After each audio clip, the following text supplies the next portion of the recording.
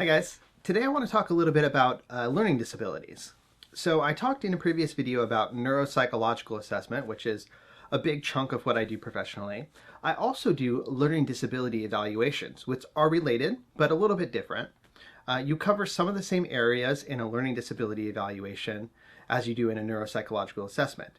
However, in particular, what you're looking for in a learning disability evaluation is academic related skills.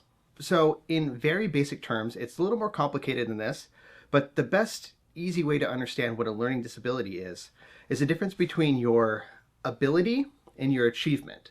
So your ability refers to what you might think of as IQ, your intellectual capacity, kind of the horsepower that you have in your brain.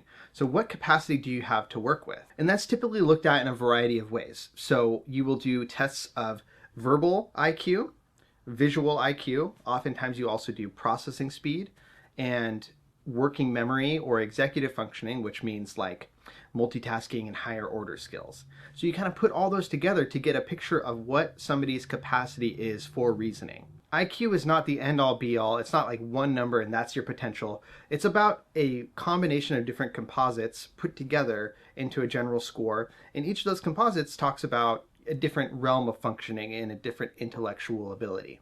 So when you do an IQ test or an intellectual ability test with somebody, you look at what that capacity is, and that is what you kind of judge them by. So if somebody has average intellectual functioning, you would expect that their other areas of functioning, such as academic or professional, whatever, that those would also be about in the average range.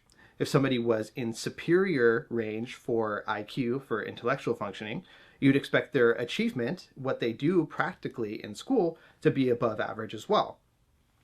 So sometimes that is not the case. Sometimes you'll have somebody with average intelligence, and in school they're tanking. They're having a very hard time. And that's where the whole learning disability evaluation comes in.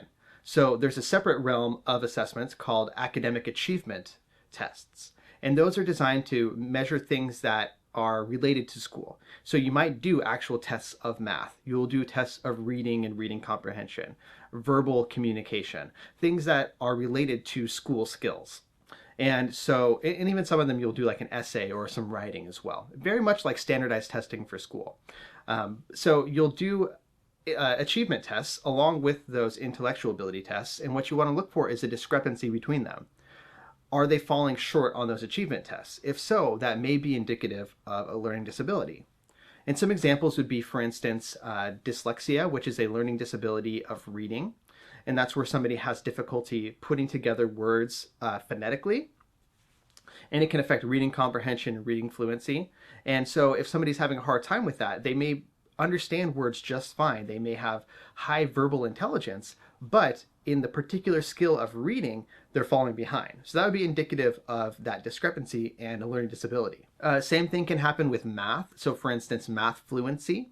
You can have a learning disability of math fluency, whereas your ability to just do calculations when given plenty of time and whatever resources you need, that's totally fine. But your ability to quickly do math fluently, that's a problem. So that would be another type of learning disability.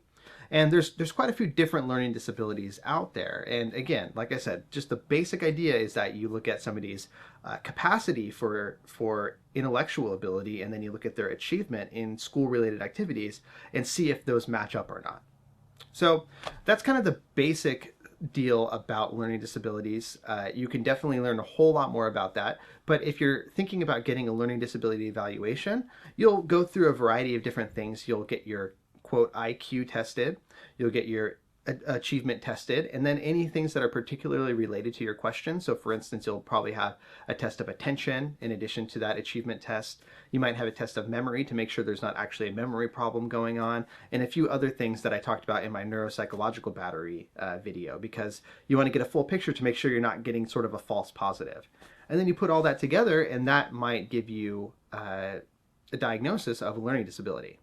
And then from that, you would go ahead and request accommodations from school or work or something like that. For instance, somebody with dyslexia who has to take time to read slower so that they don't skip over words, they would require more time on tests. Or somebody with ADHD, they might require a separate place to take a test so they're not distracted by their environment. And if you want to learn more about different types of accommodations, let me know. I could do a video on that as well. But that's basically what I wanted to say about learning disabilities.